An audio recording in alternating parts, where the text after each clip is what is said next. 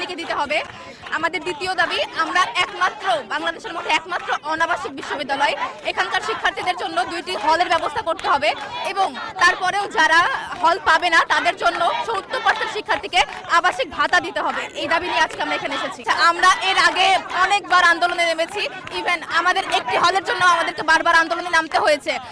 Even fascist সরকারের পতনের পরেও আমরা আন্দোলনে নেমেছি। আমাদেরকে আশ্বাস দেওয়া হয়েছে যে আর্মি এসে আমাদের সেকেন্ড ক্যাম্পাসের দায়িত্ব নেবে, কিন্তু আদতে সেটা হয় নাই। এবং এক্ষেত্রে ক্যাম্পাস প্রশাসন দাবি করছে ইউজিসি মানছে না, ইউজিসি বলছে প্রশাসন মানছে না, শিক্ষা মন্ত্রণালয় কাজ করছে না, এইসব বলে আমাদেরকে পিছিয়ে রাখা হয়েছে। এই জন্য এবার আমরা আমাদের দাবি পূরণের জন্য রাস্তায় নেমেছি এবং আমাদের অলরেডি 21 জন ভাই অসুস্থ, তারা হসপিটালে ভর্তি আছে।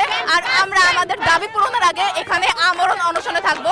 আর এবার কোনো আশ্বাস নয়, আমরা তাদের লিখিত চাই আর তারপরে আমরা রাস্তা ছাড়বো। আমাদেরকে আশ্বাস দেওয়া হয়েছিল 2 মাসের মধ্যে আমাদের কাজ বাস্তবায়ন হবে, কিন্তু তারা বিভিন্ন ধরনের লেন্দি প্রসেসের জন্য আমাদের কাজ বাস্তবায়ন করেনি।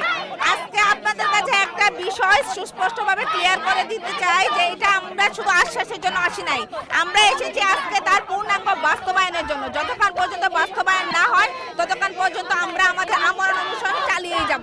আমাদের প্রথম দাবি, আমাদের সেকেন্ড ক্যাম্পাসের দায়িত্ব সেনাবাহিনীকে দিতে হবে। আমাদের দ্বিতীয় দাবি, আমাদের অনাবাসিক বিশ্ববিদ্যালয়, আমাদের ভাইদের জন্য 2টি হলের ব্যবস্থা করতে হবে। আমাদের তৃতীয় দাবি, যারা আমাদের মধ্যে এখনো আবাসিক হল পাচ্ছে না তাদেরকে 70% শিক্ষার্থীকে ভাতা দিতে হবে, আবাসিক ভাতা। প্রধান যে ঘাটতিটা আমরা মনে করছি সেটা হলো কি, আমাদের যে বাংলাদেশের যে আমলাতান্ত্রিক জটিলতা, আমরা ঠিক সেই জায়গাটাকে আমরা আসলে প্রধান বলে ধরে নিয়েছি। আমরা জানি যে আমাদের যে আমলাতন্ত্রের মধ্যে একটা লাল ফিতা দৌরাত্ম্য আছে, সেটা কি ফাইল পরে থাকে, কিন্তু আসলে তারা সেটাকে কোনোভাবে গুরুত্ব দিয়ে দেখে না। আসলে দরকারটা যার গুরুত্বটা সেই বুঝে। ইউজিসি আসলে আমরা জগন্নাথের স্টুডেন্টরা যে পরিবেশে বড় হচ্ছি, পড়াশোনা করছি, ওই পরিবেশটা তারা এখন পর্যন্ত দেখে নাই। আসলে যার কারণে তারা আমাদের যে দুঃসহ যে কষ্টটা সেটা বুঝতে পারতেছে না। তাদের যে আসলে আমাদেরকে এটা প্রোভাইড করা উচিত, একটা ইউনিভার্সিটি দেওয়ার আগে সেই ইউনিভার্সিটিতে যে বিষয়গুলো দেওয়া দরকার, যে বিষয়গুলো প্রোভাইড করা দরকার, যেমন হল, নির্দিষ্ট ক্যাম্পাস, বিশ্ববিদ্যালয়ের মাঠ।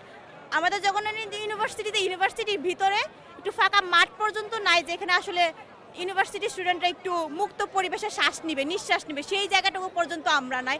আমরা ঠিক এই পরিবেশে থেকে পড়াশোনা করে এতটা সংগ্রাম করে এখানে আসছি না। আমরা যতটুকু এখন পর্যন্ত দেখেছি যে খুলনা ইউনিভার্সিটি, তারপরে জাহাঙ্গীরনগর ইউনিভার্সিটি, এটা হলের কাজ, ঢাবিতে সেনাবাহিনীর মাধ্যমে সেই কাজগুলো খুব দ্রুতভাবে সম্পন্ন হচ্ছে।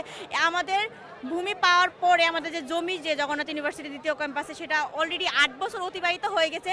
শুধু মাটি ভরাট ছাড়া এখন পর্যন্ত আর কিছুই হয় না। ওই 8 বছর যদি একটা গাছও রোপণ করা হতো, এখন পর্যন্ত সেখান থেকে আমরা অনেক ফল পেতাম, কিন্তু এখন পর্যন্ত